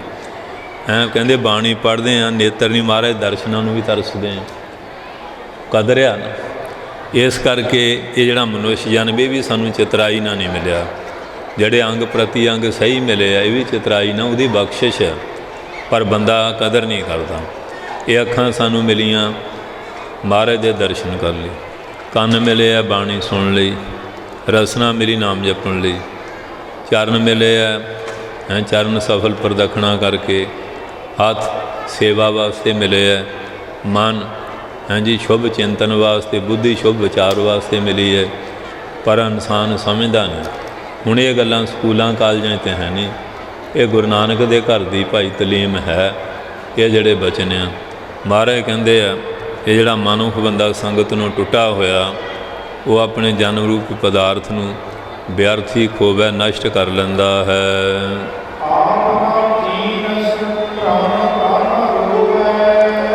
ਲੋਕਾਂ ਨੂੰ ਪਦਾਰਥਾਂ ਨੂੰ ਜਾਣਨ ਵਾਸਤੇ ਤਾਂ ਬਹੁਤ ਕੁਝ ਬੰਦਾ ਯਤਨ ਕਰਦਾ, ਆਪਣੀ ਆਤਮਾ ਨੂੰ ਜਾਣਨ ਵਾਸਤੇ ਕੁਝ ਵੀ ਨਹੀਂ ਕਰਦਾ। ਉੱਧਰ ਤਾਂ ਇੱਕ ਪੈਰ ਵੀ ਨਹੀਂ ਰੱਖਿਆ ਹੈਗਾ। ਉੱਧਰ ਕਹਿੰਦਾ ਇੱਧਰ ਮੈਂ ਇੰਨੀਆਂ ਡਿਗਰੀਆਂ ਕਰ ਲਈਆਂ, ਇੱਧਰ ਤਾਂ ਤੂੰ ਜ਼ੀਰੋ ਹੀ ਆ, ਸਿਫਰ ਹੀ ਆ, ਕੁਝ ਵੀ ਨਹੀਂ ਕੀਤਾ ਹੁਣ ਤੱਕ। ਆਪ ਨਾ ਚੀਨਸ, ਆਪਣੇ ਆਪ ਨੂੰ ਚੀਨਸ ਜਾਣਦਾ ਨਹੀਂ। ਭਰਮ ਹੋਵੇ, ਭਰਮਾਂ ਵਿੱਚ ਪਿਆ ਹੈ। ਉੱਥੇ ਜਾਵਾਂਗਾ ਇੰਨੀ ਮਾਇਆ ਮਿਲੇਗੀ, ਉੱਥੋਂ ਮਿਲੇਗਾ, ਵਪਾਰ 'ਚ ਇੰਨਾ ਲਾਭ ਹੋਏਗਾ, ਆਹ ਹੋਏਗਾ। ਉਹ ਮੁਹੰਮਦ ਗਜ਼ਨਵੀ ਹਿੰਦੁਸਤਾਨ ਨੂੰ 17 ਵਾਰੀ ਲੁੱਟਿਆ। ਕਹਿੰਦੇ ਇਹਦੇ ਖਜ਼ਾਨੇ ਦੀਆਂ ਚਾਬੀਆਂ ਊਠਾਂ 'ਤੇ ਲੱਦ ਹੁੰਦੀਆਂ ਸੀ। ਜਿਹੜੇ ਮਰਨ ਦਾ ਸਮਾਂ ਆਇਆ ਨਾ, ਕਹਿੰਦਾ ਸਾਰੇ ਖਜ਼ਾਨੇ ਖੋਲ੍ਹ ਦਿਓ, ਹੀਰੇ ਜਵਾਹਰਾਤ ਕੋਈ ਅੰਤ ਹੀ ਨਹੀਂ, ਸੋਨੇ ਚਾਂਦੀ। ਅੱਖਾਂ ਤੋਂ ਤਰਲ ਤਲ ਪਾਣੀ ਜਾ ਰਿਹਾ। ਉਹਦੇ ਜਰਨੈਲ ਕਹਿੰਦੇ ਮਹਾਰਾਜ ਤੁਹਾਡੇ ਮਾਰੇ ਤਾਂ ਹਿੰਦੂਆਂ 'ਚੋਂ ਕੋਈ ਖੜਿਆ ਹੀ ਕੋਈ ਨਾ ਸੀ। ਹਾਂਜੀ, ਜਿੱਧਰ ਜਾਂਦੇ ਸੀ ਦੁਨੀਆ ਡਰਦੇ ਹੀ ਭੱਜ ਜਾਂਦੇ ਸੀ। ਅੱਜ ਤੁਸੀਂ ਰੋ ਰਹੇ ਆ। ਕਹਿੰਦੇ ਮੈਂ ਸਾਰੀ ਉਮਰ ਰੋਡ ਕੰਕਰ ਇਕੱਠੇ ਕਰਦਾ ਰਿਹਾ, ਖੁਦਾ ਦੀ ਬੰਦਗੀ ਨਹੀਂ ਕੀਤੀ।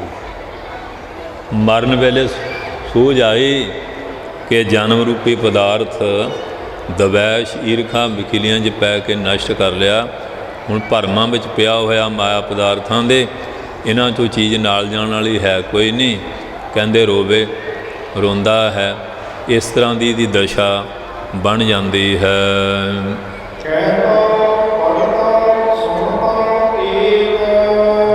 ਕਹਿੰਦਾ ਵੀ ਹੈ, ਪੜ੍ਹਦਾ ਵੀ ਹੈ, ਸੁਣਦਾ ਵੀ ਹੈ ਕਿ ਪਰਮਾਤਮਾ ਇੱਕ ਆ, ਇੱਕ ਦੇਖਦਾ ਨਹੀਂ। ਹੁਣ ਅਫਗਾਨਿਸਤਾਨ 'ਚ ਕਹਿੰਦੇ ਆ ਕਿ ਅੱਲਾ ਜਿਹੜਾ ਲਾ ਸ਼ਰੀਕ, ਵਾਹਿਦ ਲਾ ਸ਼ਰੀਕ ਆ, ਇੱਕ ਆ। ਜੇ ਇੱਕ ਆ ਤਾਂ ਹਿੰਦੂਆਂ ਜਾਂ ਸਿੱਖਾਂ 'ਚ ਹੈ ਨਹੀਂ। ਉਹ ਕਹਿੰਦੇ ਇਸਲਾਮ ਦੀ ਧਰਤੀ 'ਤੇ ਦੂਜਾ ਕੋਈ ਰਹਿ ਹੀ ਨਹੀਂ ਸਕਦਾ। ਲਾਇਸੈਂਸ ਲੈ ਲਿਆ, ਠੇਕਾ ਲੈ ਲਿਆ ਕਿ ਅਸੀਂ ਮਾਲਕ ਹਾਂ। ਇਹ ਧਰਤੀ ਦਾ ਸਗਲੀ ਧਰਤੀ ਸਾਧਕੀ ਤਸਕਰ ਵੈਸਾ ਗਾਹੇ, ਧਰਤੀ ਪਾਰਨਾ ਵਿਆਪੀ ਉਨ ਕੋ ਲਾਹੂ ਲਾਹੇ। ਇਹ ਧਰਤੀ ਦਾ ਭਜਨ ਵਾਲਿਆਂ ਲਈ ਬਣਾਈ ਸੀ, ਪਰ ਕਬਜ਼ਾ ਕਰਕੇ ਬਹਿ ਗਿਆ। ਤੇ ਤਸਕਰ ਜੋ ਨਾਮ ਨਾ ਲੇਵੈ ਬਸ ਹੈ ਕੁੜ 85। ਉਹ ਹਾਲਤ ਬਣੀ ਹੋਈ ਹੈ। ਕਹਿੰਦਾ ਵੀ ਹੈ ਰੱਬ ਇੱਕ ਆ, ਪੜ੍ਹਦਾ ਵੀ ਹੈ, ਸੁਣਦਾ ਵੀ ਹੈ, ਪਰ ਯਕੀਨ ਨਹੀਂ ਹੈ, ਫਿਰ ਅਤਿਆਚਾਰ ਦੇ ਜ਼ੁਲਮ ਕਰਦਾ ਹੈ।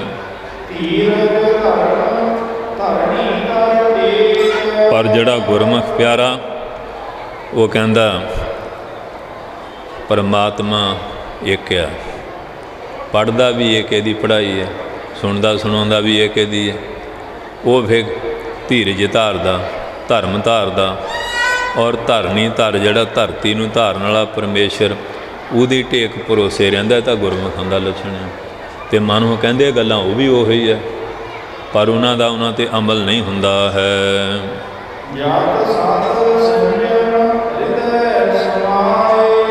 ਜੇ ਤੂੰ ਬ੍ਰਹਮ ਗਿਆਨ ਦੀ ਭੂਮਿਕਾ ਚਾਹੁੰਦਾ, ਤੇਰੇ ਵਾਸਤੇ ਮਹਾਰਾਜ ਨੇ ਬਹੁਤ ਵਧੀਆ ਪੈੜ ਦੱਸ ਦਿੱਤੀ ਹੈ। ਜਾਤ ਵੀ ਰੱਖਣਾ ਪਏਗਾ। ਜੇ ਤਾਂ ਗ੍ਰਸਤੀ ਆ, ਇੱਕ ਨਾਰੀ ਜਾਤੀ। ਜੇ ਬ੍ਰਹਮਚਾਰੀ ਨੈਸ਼ਟਿਕ ਬ੍ਰਹਮਚਾਰੀ ਬਣਨਾ ਪਏਗਾ। ਔਰ ਦੂਜਾ ਸੱਚ ਵੀ ਧਾਰਨਾ ਪਏਗਾ। ਤੀਸਰਾ ਸੰਜਮ ਵੀ ਕਰਨਾ ਪਏਗਾ। ਹੁਣ ਲੋਕਾਂ ਦਾ ਸੰਜਮ ਹੈ ਨਹੀਂ, ਅੱਖਾਂ ਦਾ ਵੀ ਸੰਜਮ ਹੈ, ਫਜ਼ੂਲ ਨਹੀਂ ਦੇਖਣਾ। ਕੰਨਾਂ ਦਾ ਸੰਜਮ ਹੈ, ਗਲਤ ਗੱਲਾਂ ਨਹੀਂ ਸੁਣਨੀਆਂ। ਮੂੰਹ ਦਾ ਸੰਜਮ ਹੈ, ਬਕੜਵਾਦ ਨਹੀਂ ਕਰਨਾ। ਪੈਰਾਂ ਦਾ ਸੰਜਮ ਹੈ, ਗਲਤ ਪਾਸੇ ਪੈਰ ਨਹੀਂ ਰੱਖਣੇ। ਹੱਥਾਂ ਦਾ ਸੰਜਮ, ਚੋਰੀ ਨਹੀਂ ਕਰਨੀ। ਮਨ ਦਾ ਸੰਜਮ ਹੈ, ਗੰਦੇ ਸੰਕਲਪ ਨਹੀਂ ਕਰਨੇ। ਬੁੱਧੀ ਦਾ ਸੰਜਮ ਹੈ, ਖੋਟੀ ਵਿਚਾਰ ਨਹੀਂ ਧਾਰਨੀ। ਖਾਣੇ ਦਾ ਵੀ ਸੰਜਮ ਹੈ, ਪਹਿਨਣੇ ਦਾ ਵੀ ਸੰਜਮ ਹੈ। ਸੰਜਮ ਕਿਸੇ ਤਰ੍ਹਾਂ ਦਾ ਕਰ ਲਓ, ਉਹਦੇ 'ਚ ਲਾਭ ਹੈ। ਅੱਜ ਲੋਕ ਅਸੰਜਮੇ ਹੋ ਗਏ। ਜੇ ਘਰ ਦੇ 15 ਕੋ ਮੋਬਾਈਲ ਹੈ, ਆਮਦਨ ਕਿੰਨੀ ਹੈ, ਅਤੇ ਫਿਰ ਬਿੱਲ ਆਈ ਜਾਣੇ ਆ। ਹਿੰਮਤ ਸਾਈਕਲ ਦੀ ਨਹੀਂ, ਕਾਰ ਰੱਖਣੀ ਹੈ। ਜਿੱਥੇ ਜਾਣਾ 2-3 ਹਜ਼ਾਰ ਦਾ ਪੈਟਰੋਲ ਲੱਗਣਾ, ਅਤੇ ਚੋਰੀਆਂ ਡਾਕੇ ਬਦਮਾਸ਼ੀਆਂ ਕਰਨਗੇ। ਕਿ ਜਿੰਨੀ ਕਿਰਤ ਆਮਦਨ ਆ, ਇਹਦਾ ਗੁਜ਼ਾਰਾ ਹੋਣਾ ਨਹੀਂ। ਅੱਜ ਕਿਉਂ ਆ ਬਦਮਾਸ਼ੀ ਵੱਧ ਰਹੀ ਹੈ? ਇਹੀ ਆ ਨਾ, ਨਸ਼ੇ ਪੱਤੇ ਕਰਦੇ, ਕੰਮ ਕਰਨਾ ਕੋਈ ਨਹੀਂ, ਅਤੇ ਜ਼ਮੀਨਾਂ ਫੂਕੀ ਜਾਂਦੀਆਂ। ਘਰ ਵਾਲੀਆਂ ਦੇ ਗਹਿਣੇ ਗੱਟੇ ਵੀ ਫੂਕ ਦਿੰਦੇ ਆ, ਫਿਰ ਆਹ ਹੀ ਕੰਮ ਕਰਨਾ। ਇਸ ਕਰਕੇ ਮਹਾਰਾਜ ਕਹਿੰਦੇ ਜਿਹੜੇ ਸੰਜਮ, ਜੇ ਤਾਂ ਤੂੰ ਪਰਮਾਤਮਾ ਨੂੰ ਪਰਾਉਣਾ ਚਾਹੁੰਦਾ, ਫਿਰ ਜਤ ਵੀ ਰੱਖ, ਸਤ ਵੀ ਰੱਖ, ਸੰਜਮ ਕਰ। ਇਹ ਚੀਜ਼ਾਂ ਸ਼ੁਭ ਜਿਹੜੀਆਂ ਤੇਰੇ ਹਿਰਦੇ ਜਦੋਂ ਸਮਾ ਜਾਣਗੀਆਂ, ਇਹਨਾਂ ਨੂੰ ਗ੍ਰਹਿਣ ਕਰ ਲਵੇਂਗਾ।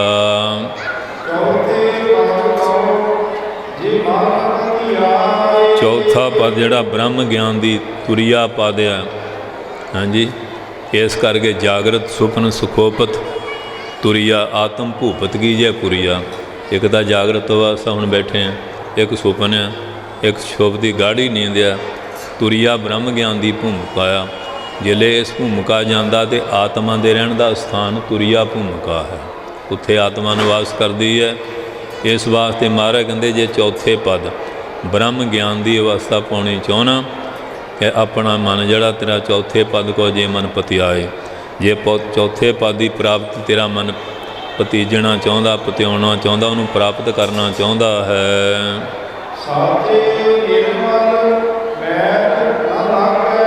ਫਿਰ ਤੈਨੂੰ ਜਤ ਸਤ ਸੰਜਮ ਕਰਨਾ ਪਏਗਾ। ਉਹਨੇ ਦੁਨੀਆ ਤੋੜਿਆ, ਬੰਧਨਾ ਅਨ ਪਾਣੀ ਥੋੜ੍ਹਾ ਖਾਇਆ। ਤੂੰ ਬਖਸ਼ੀਸੀ ਅਗਲਾ ਨਿਤ ਦੇਵੈ, ਚੜ੍ਹੈ ਸੁਆਇਆ। ਥੋੜ੍ਹਾ ਸਬਣਾ ਜਾਗਣਾ, ਥੋੜ੍ਹਾ ਬੋਲਣ, ਗੁਰਮਤਿ ਪੈ ਸੰਜਮ ਦੀ ਭਾਈ ਗੁਰਦਾਸ ਨੇ ਪੰਕਤੀ ਦੱਸੀ ਨਾ। ਜੇ ਚੌਥੇ ਮਨ 'ਚ ਤੇਰਾ ਮਨ ਪਤੀਜਦਾ ਕਿ ਉੱਥੇ ਪਹੁੰਚਣਾ, ਪਹਿਲੀ ਤੁਕ ਜਿਹੜੀ ਹੈ ਉਹਦੇ ਮੁਤਾਬਕ ਤੈਨੂੰ ਚੱਲਣਾ ਪਏਗਾ। ਉਹ ਜਿਹੜਾ ਪਰਮਾਤਮਾ ਸੱਚਾ ਆ ਔਰ ਨਿਰਮਲ, ਉਹਦੇ ਵਰਗਾ ਪਵਿੱਤਰ ਕੋਈ ਨਹੀਂ। ਮੈਲ ਨਾ ਲੱਗਾ, ਉਹਨੂੰ ਪਾਪਾਂ ਦੀ ਮੈਲ ਨਹੀਂ ਲੱਗਦੀ। ਉਹ ਜਿਵੇਂ ਇੱਕ ਮਸਤਾਨਾ ਸੀ, ਉਹਨੂੰ ਕਹਿੰਦਾ ਮਹਾਰਾਜ ਕਿਹੜਾ ਨਾਮ ਜਪਿਆ ਕਰੀਏ। ਉਹ ਜਿਲੇ ਹਟਿਆ ਹੀ ਨਾ, ਕਹਿੰਦਾ ਰਾਮ ਰਾਮ ਕਰ ਲਿਆ ਕਰ। ਕਹਿੰਦਾ ਜੀ ਉਹ ਤਾਂ ਸਾਰੀ ਦੁਨੀਆ ਹੀ ਕਰਦੀ ਹੈ। ਉਹ ਮਸਤਾਨਾ ਕਹਿੰਦੇ ਜੇ ਝੂਠਾ ਹੋ ਗਿਆ ਫਿਰ ਨਾ ਕਰਿਆ ਕਰ। ਤੇ ਪਰਮੇਸ਼ਰ ਦਾ ਨਾਮ ਤਾਂ ਸਦਾ ਸੁੱਚਾ ਹੀ ਆ। ਹਾਂਜੀ, ਉਹ ਆਪ ਸੁੱਚਾ ਰਹਿੰਦਾ, ਜਿਹੜਾ ਜਪਦਾ ਉਹਨੂੰ ਪਵਿੱਤਰ ਕਰ ਦਿੰਦਾ ਹੈ, ਉਹਦੇ 'ਚ ਬਰਕਤ ਹੈ। ਸਤਿ ਸ੍ਰੀ ਅਕਾਲ। ਉਹ ਨਾਮ ਸੱਚਾ ਹੈ, ਨਿਰਮਲ ਹੈ। ਜਿਵੇਂ ਸੂਰਜ ਆ, ਧਰਤੀ ਦੇ ਧੂਏਂ ਦਾ ਉੱਤੇ ਕੋਈ ਅਸਰ ਹੈ? ਸੂਰਜ ਪਵਿੱਤਰ ਰਹਿੰਦਾ ਨਾ। ਇਸ ਤਰ੍ਹਾਂ ਜਿਹੜਾ इन्हां सूरजां नूं पैदा करने वाला कितना कुछ पवित्र होएगा। वो सच्चा है, निर्मल मैल तो रहत है, उन्होंने किसी प्रकार की पापां की मैल नहीं लगती है।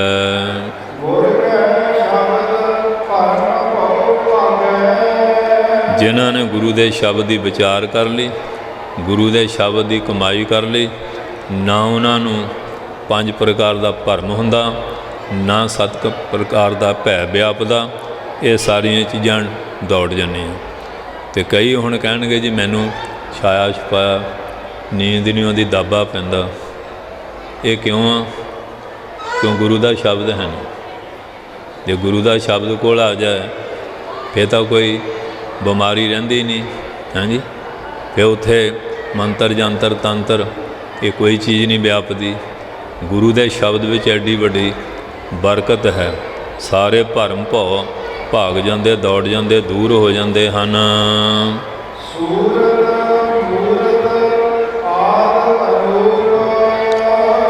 वो सूरत सरगण स्वरूप भी आप ही है, मूर्त आत्मा स्वरूप भी आप है, सारियां दा आदि रूप है, ते अनूप उहदे वर्गी अन होर किसी की उपमा है नहीं। साडियां जिन्नियां सूरतां हन उहदे विच मूर्त स्वरूपी परमात्मा आप ही बैठा है। वो तो भिन्न कौन है? सूरत सीरत रूप परमात्मा आप ही है। आद्या सारियां दा मुंड स्वरूप है, वो तो पहला कोई नहीं। जदों गुरु नानक उत्थे गए सी ना आराम दी राजी धानी तहरान, वो मौलवी ने प्रश्न किया सी कि रब तो पहला की सी, रब की करदा है, कित्थे रहिंदा? महाराज कहंदे दुध लिआए। दुध लाया सुके कमंडल सुख मांझ करके, मिठा नहीं पाया। महाराज दुध ले आंदा, कहन लगे ये की है? कहते कुछ भी नहीं, दुध ही है, मैं तो मिठा भी नहीं पाया। महाराज कहते नहीं, ये मिठास भी है, ये मलाई भी है, ये मक्खन भी है, ये खोआ भी है, ये बर्फी भी है, ये पनीर भी है, दही भी है, घ्यो भी है, बत्ती ना जगाई है, प्रकाश भी है, तरावट भी हैगी। तू कहना है नहीं? कहते दीदियाँ नहीं, कहते जाग ला के जुगती ना चीज़ां निकलदियां। जिमें दुध विच सारिया चीज़ां व्यापक है, परमात्मा व्यापक है। फिर कहने लगा रब तो पहला की है? कहते मौलवी जी 100 की गिनती जानते हैं। कहते महाराज मैं एडा आलम फाजिल, तुसीं तो टीचर करते हैं तो मैं 100 नहीं जानता। कहते गिन के सुना। कहने लगा 1 2 3 4 5 6 7 8 9 10। कहते एक तो पहला की सी? कहते एक तो पहला तो एक ही है। कहते फिर रब्बे ही रब, बाकी सब जब। सत श्री अकाल। भाई रब्बे ही रब आ, बाकी तो सारा जब्बे ही है। सारियां दा आद स्वरूप परमेश्वर, आद पूर्ण, मध पूर्ण, अंत पूर्ण परमेश्वर किया गया है। इस वास्ते फिर कहन लगा रब करदा की है? कहते वो तेरे आसन से आके उतर देंगे। तो मौलवी ने कहा तो बहुत वधिया, फिर खुड से चूहा भी शेर होंदा। आप अपने पक्ष के बंदे खड़े कर लाँगे, जे जितते दिसे रौला रुला पा के आप बाजी जित लाँगे। बड़ा जी आसन उसन बनाया, तकिए तुके चलाए, तो चोबा चूबा फड़ा लिया चांदी सोने दियाँ। बड़ा ठाठा बागा जाजरो पे इस्लामी देश है, इत्थे आके डांका बजाई जाता बाबा नानक, तो बैठा हस रहा। नानक फकीर तैं 2 प्रश्न उत्तर बहुत वधिया दिते हैं, हुण मेरे तीसरे प्रश्न का उत्तर दे, रब की करदा है? महाराज कहते तू साडा गुरु आ कि चेला? जिहड़ा सानू पुछदा, असीं तेरे चेले नहीं, तू साडा गुरु नहीं, असीं गुर भाई भी हैं नहीं, तो तू भी साडा शगिरद नहीं। कौन आ तू? कहंदा जी मैं शगिरद हाँ। कहंदे चेला उत्ते बैठा होवे ते मुरशद थल्ले खड़ा होवे, ये किवें? तो तू दस मुरशद दा उस्ताद की जगह किहड़ी हुंदी? कहंदा उपर, चेले दी कहंदे थल्ले। कहंदे आ जा। फिर जिसले थल्ले आ गया, महाराज बैठा चौंकड़ा ला के गद्दियां ते। जिसले बैठे कहंदे हुण प्रश्न कर, हाथ जोड़, पिट रख के नमस्कार कर, प्रश्न कर। कहंदे खुदा की करदा? महाराज कहंदे खुदा ही करदा जिहड़े तेरे घरे उपर बैठे थल्ले ला लैंदा, जिहड़े थल्ले उन्हां उत्ते बहाल दिंदा। सत श्री अकाल। ਕਹਿੰਦੇ ਜਿਹੜੇ ਥੱਲੇ ਬੈਠੇ ਨਾ ਉਹਨਾਂ ਨੂੰ ਉੱਤੇ ਲਿਆਉਂਦਾ, ਉੱਤੇ ਵਾਲਿਆਂ ਨੂੰ ਥੱਲੇ ਲਿਆਉਂਦਾ, ਇਹੀ ਉਹਦੀ ਕਰਾਮਾਤ ਆ। ਇਸ ਕਰਕੇ ਮਹਾਰਾਜ ਸੱਚੇ ਪਾਤਸ਼ਾਹ ਕਹਿੰਦੇ ਉਹ ਐਸਾ ਹੈ ਨਾਨਕ ਜਾਚੈ ਸਾਧ ਸਰੂਪ। ਧੰਨ ਸ਼੍ਰੀ ਗੁਰੂ ਨਾਨਕ ਸਾਹਿਬ ਕਹਿੰਦੇ ਐਸਾ ਜਿਹੜਾ ਸੱਚ ਸਰੂਪ ਪਰਮੇਸ਼ਰ ਆ, ਅਸੀਂ ਉਹਦੀ ਜਾਚਨਾ ਕਰਦੇ ਹਾਂ। ਬਾਕੀ ਦਾ ਦੇਖਣਾ ਇਹਦੀ ਸੂਰਤ ਕਿਹੋ ਜਿਹੀ, ਇਹਦੀ ਮੂਰਤ ਕਿਹੋ ਜਿਹੀ ਹੈ, ਇਹੀ ਪਰਖਣੇ ਲੱਗੇ ਆ, ਚਮੜੇ ਦਮੜੇ ਦੀ ਲੱਗੇ ਆ। ਇਸ ਕਰਕੇ ਸੂਰਤ ਸਰੂਪ ਵੀ ਆਪ ਹੀ ਹੈ ਅਤੇ ਮੂਰਤ ਰੂਪ ਵੀ ਹੈ। ਮੂਰਤ ਜਿਹੜਾ ਆਕਾਰ ਰੂਪ ਕਹਿ ਲਓ ਜਾਂ ਆਤਮਾ ਰੂਪ ਕਹਿ ਲਓ, ਉਹ ਸੂਰਤ ਸੀਰਤ ਰੂਪੀ ਆਪ ਹੀ ਹੈ, ਸਾਰਿਆਂ ਦਾ ਆਦੀ ਹੈ, ਉਹਦੇ ਵਰਗੀ ਉਪਮਾ ਕਿਸੇ ਦੀ ਨਹੀਂ। ਐਸਾ ਜਿਹੜਾ ਪਰਮੇਸ਼ਰ ਕਹਿੰਦੇ ਅਸੀਂ ਤਾਂ ਉਹ ਤੋਂ ਜਾਚਦੇ ਹਾਂ ਜਿਹੜੀ ਚੀਜ਼ ਦੀ ਲੋੜ ਆ। ਹੋਰ ਸਾਧ ਸੰਗਤ ਜੀ ਸਤਿਗੁਰ ਦਾਤਾ ਛੱਡ ਕੇ ਬੰਦਾ ਹੋਏ ਬੰਦੇ ਦਾ ਬੰਦਾ, ਉਹ ਤਾਂ ਐਸਾ ਪਰਮੇਸ਼ਰ ਹੈ, ਉਹਦਾ ਸੱਚ ਸਰੂਪ ਹੈ। ਅਸੀਂ ਉਹਦੇ ਚਰਨਾਂ 'ਚ ਇਹੋ ਆਤਮਾ ਗਿਆਨ ਦੀ ਜਿਹੜੀ ਅਵਸਥਾ ਇਹਨੂੰ ਮੰਗਦੇ ਹਾਂ। ਇਹ ਸਤਸੰਗੀਓ ਧੰਨ ਧੰਨ ਸਾਹਿਬ ਸ਼੍ਰੀ ਗੁਰੂ ਨਾਨਕ ਦੇਵ ਜੀ ਮਹਾਰਾਜ ਜੀ ਦੇ ਆਪਣੇ ਅਵਤਾਰ ਪੁਰਬ 'ਤੇ ਉਹਨਾਂ ਵੱਲੋਂ ਹੀ ਬਖਸ਼ਿਸ਼ ਕੀਤੇ ਹੋਏ ਪਵਿੱਤਰ ਸ਼੍ਰੀ ਮੁੱਖ ਵਾਗ ਦੀ ਵਿਚਾਰਧਾਰਾ ਆਪ ਜੀ ਨੇ ਸ਼ਰਵਣ ਕੀਤੀ ਹੈ। ਗਿਆਨੀ ਜੀ ਨੇ ਬੜੇ ਪ੍ਰੇਮ ਦੇ ਨਾਲ ਪਾਠ ਕੀਤਾ ਅਤੇ ਬੇਰ ਸਾਹਿਬ ਰੋਜ਼ਾਨਾ ਦੋਨੋਂ ਵੇਲੇ ਬਾਣੀ ਦੀ ਇਤਿਹਾਸ ਦੀ ਕਥਾ ਵੀ ਸਰਵਣ ਕਰਾਉਂਦੇ। ਮੈਂ ਤਾਂ ਕਹੇ ਅੱਜ ਤੁਸੀਂ ਕਥਾ ਕਰ ਲਓ, ਔਰ ਉਹ ਪਿਆਰ ਦੀ ਗੱਲ ਹੁੰਦੀ ਹੈ। ਸੋ ਇਸ ਕਰਕੇ ਮਹਾਰਾਜ ਸੱਚੇ ਪਾਤਸ਼ਾਹ ਮਿਹਰ ਕਰਨ, ਅੱਜ ਆਈਆਂ ਸਾਰੀਆਂ ਸੰਗਤਾਂ ਦੀ ਹਾਜ਼ਰੀ ਦਰ ਪ੍ਰਵਾਨ ਕਰਨ। ਪ੍ਰਬੰਧਕਾਂ ਦਾ, ਸੰਗਤਾਂ ਦਾ, ਸਮੂਹ ਸੇਵਾਦਾਰਾਂ ਦਾ ਧੰਨਵਾਦ। ਔਰ ਖਾਲਸਾ ਏਕਤਾ ਇਤਫਾਕ ਪਿਆਰ ਚੜ੍ਹਦੀ ਕਲਾ ਬਖਸ਼ਿਸ਼ ਕਰਨ। ਇਸੇ ਤਰ੍ਹਾਂ ਗੁਰਪੁਰਬ ਮਨਾਉਣ ਦਾ ਬਲ ਉਦਮ ਪ੍ਰਸ਼ਾਰਥ ਮਹਾਰਾਜ ਬਖਸ਼ਿਸ਼ ਕਰਨ। ਪ੍ਰਬੰਧਕਾਂ ਵੱਲੋਂ ਵੀ ਹੈ ਕਿ ਇੰਨੇ ਸਮੇਂ 'ਚ ਸੰਗਤ ਬੇਅੰਤ ਹੁੰਦੀ ਹੈ, ਸਾਰਿਆਂ ਨੂੰ ਸੁੱਖ ਸੁਵਿਧਾ ਦੇਣੀ ਔਖੀ ਵੀ ਬੜੀ ਹੁੰਦੀ ਹੈ, ਅਤੇ ਜੇ ਪੂਰੀ ਤਰ੍ਹਾਂ ਨਹੀਂ ਕਰ ਸਕੇ, ਕਲਯੁਗੀ ਜੀਵਿਆਂ ਗਲਤੀ ਰਹਿ ਜਾਣੀ ਸਹਿਬਨ ਆ।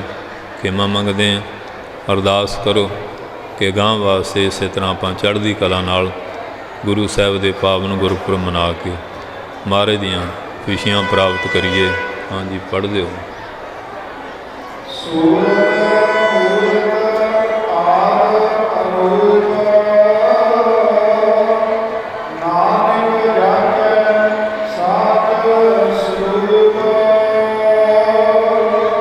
ਹੁਣ ਆਨੰਦ ਸਾਹਿਬ ਦਾ ਪਾਠ ਸੁਣੋ, ਫਿਰ ਅਰਦਾਸ, ਮੁੱਖ ਵਾਕ, ਪ੍ਰਸ਼ਾਦ, ਫਿਰ ਆਪ ਜੀ ਨੂੰ ਛੁੱਟੀਆਂ। ਵਾਹਿਗੁਰੂ ਜੀ ਕਾ ਖਾਲਸਾ, ਵਾਹਿਗੁਰੂ ਜੀ ਕੀ ਫਤਿਹ।